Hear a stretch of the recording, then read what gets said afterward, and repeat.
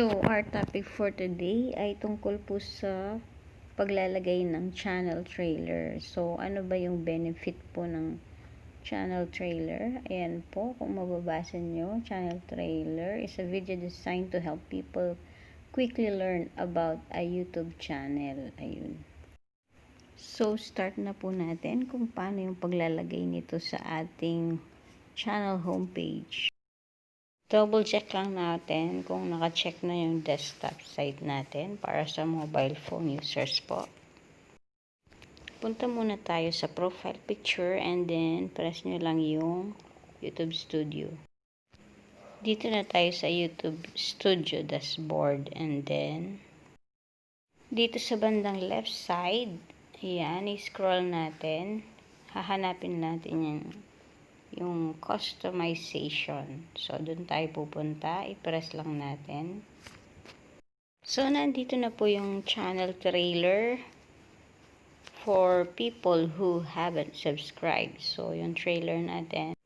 So, yung purpose po nito ay para sa mga viewers natin na hindi pa nakaka-subscribe. So, just in case na mag-visit po sila sa ating homepage, so, makikita nila yung trailer natin. So, una, kailangan may trailer po muna tayo and then, pwede na nating i-add.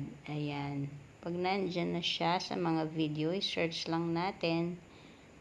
So, ayan. Yung trailer ko, ipipiliin ko na dyan. So, choose ko lang po yan. Yung napili ko ng trailer na ginawa ko na before. So, yan ang ilalagay natin sa aking channel. So, ayan na po yan guys. Ganun lang po. And then, pwede na natin yan i-publish. So, after ma-publish, ayan po. Punta na tayo sa channel. And then, punta tayo sa Chrome muna. Para makita natin doon. So, ayan na yung homepage natin. So, dito na po tayo sa channel page. Ayan, makikita nyo na yung ginawa nating trailer.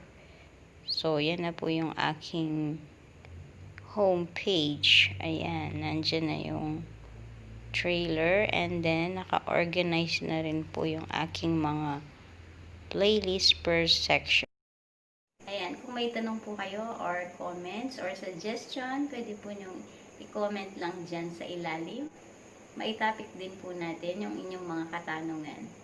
So, till next time, pwedeng paki-like and share na rin po ang ating video. At kung hindi pa po kayo nakaka-subscribe, as nyo lamang po ang bell button at ang red button. Yan, maraming salamat po. See you on my next video. And for more tutorials po, nandyan po yung aking mga playlist at ang ating mga latest video na pwede nyo pong panoorin din. Ayan, maraming salamat. See you on my next video.